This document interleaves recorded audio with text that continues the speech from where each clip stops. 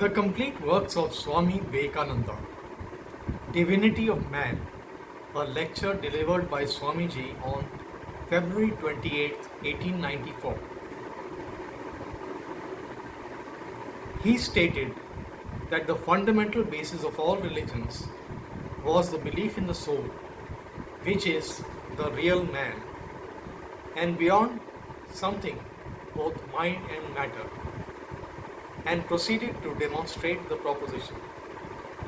The existence of things, material, are dependent upon something else. The mind is mortal because changeable. Death is simply a change. The soul uses the mind as an instrument and through it affects the body. The soul should be made conscious of its powers. The nature of man is pure and holy, but it becomes clouded. In our religion, every soul is trying to regain its own nature. The mass of our people believe in the individuality of the soul. We are forbidden to preach that ours is the only true religion. Continuing, the speaker said, I am a spirit and not matter. Ours teaches there cannot be such a state. We say freedom of the soul instead of salvation. The lecture proper lasted 30 minutes, but the president of the lecture committee had announced that at the close of the lecture, the speaker would answer any questions propounded to him. He gave that opportunity, and liberal use was made of that privilege. They came from preachers and professors, physicians and philosophers, from citizens and students, from saints and sinners.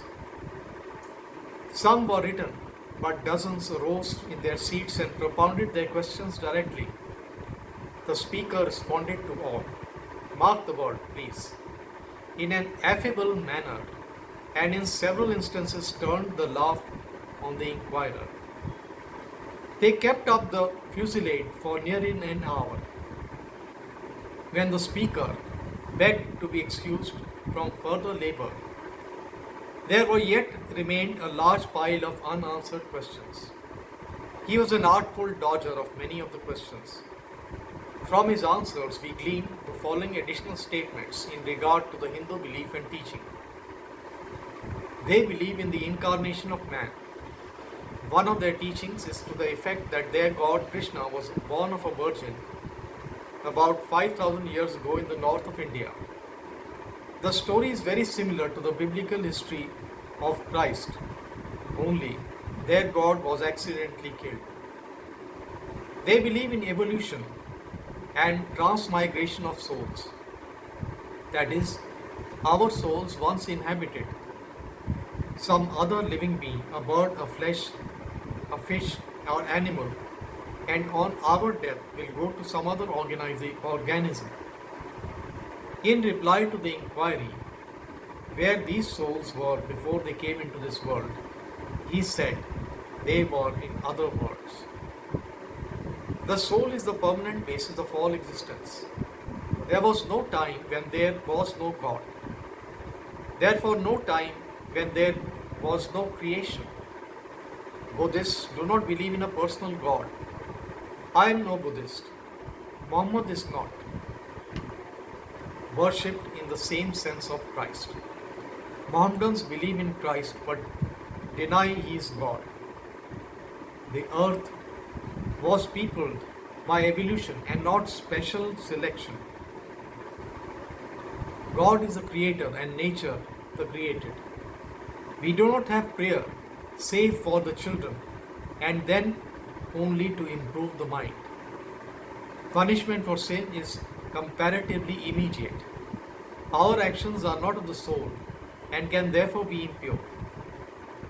It is our spirit that becomes perfect and holy. There is no resting place for the soul. It is no material qualities.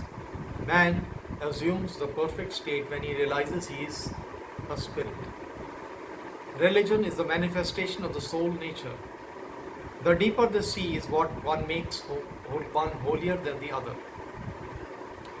Worship is feeling the holiness of God. Our religion does not believe in missions and teaches that man should love God for love's sake and his neighbor in spite of himself. The people of the West struggle too hard. Repose is the factor of a civilization. We do not lay our infirmities to God. There is a tendency towards a union of religions.